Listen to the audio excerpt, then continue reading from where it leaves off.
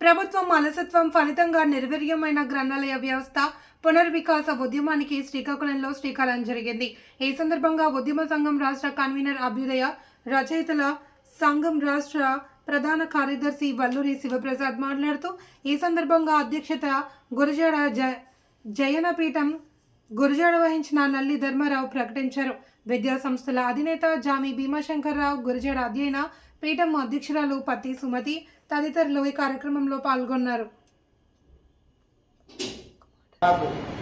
కేంద్ర సాహిత్య అకాడమీ పురస్కారం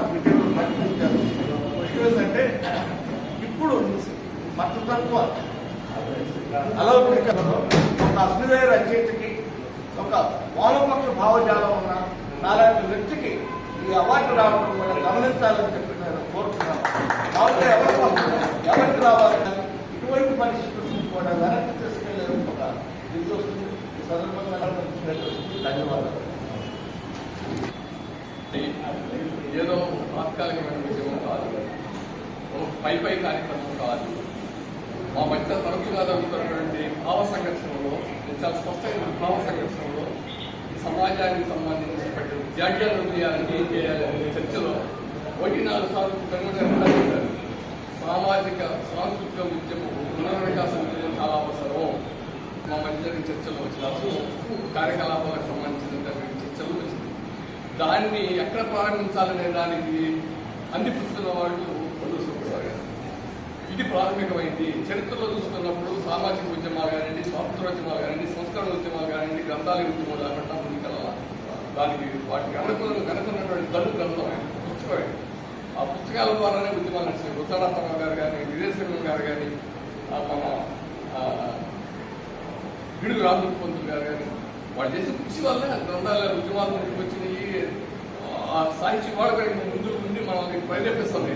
అరే బాబు సంస్కరించుకుంటారు, మమ్మల్ని సంస్కరించుకుంటారు, సమాజాన్ని సంస్కరించుకుంటారు, అభివృద్ధి పదం వైపు తీసుకెళ్ళడానికి మనం ఇంకా వెన్నుదెత్తి ప్రోత్సహిస్తున్నాయంటే వాళ్ళు చూస్తున్న గ్రంథాలను అడ్డుకట్టడం, మనం చదవడం, మన పదాలను తగ్గించడం వాళ్ళని పెట్టాము. దీనికి సొల్యూషన్ అదే మళ్ళీ మనం తిరిగి ఒకసారి ఉద్యమాన్ని తీసుకోవాలని ఉద్దేశంతో ఈ కార్యక్రమాన్ని చెప్పడం జరిగింది. ఇది ఎప్పుడైతే జనంలో తీసుకొచ్చామో సమంజసంగా ఉంటుంది. రాష్ట్ర వ్యాప్తంగా ఉంటాము. లీడ్ చేయండి, అసలు లీడ్ చేసిన న్యాయం జరుగుతుంది. రాష్ట్ర వ్యాప్త ఉద్యమం రావడానికి ఏ భావజాలం అవసరమో దానికి అభిప్రాయం ఇచ్చేవాళ్ళు రాష్ట్ర స్థాయి గ్రంథాలయ పునర్వికాస ఉద్యమం కానీ ప్రారంభమైంది. డిసెంబర్లో జరిగినటువంటి ప్రదర్శన, ధర్నా, సభ కార్యక్రమం ఉద్యమాలు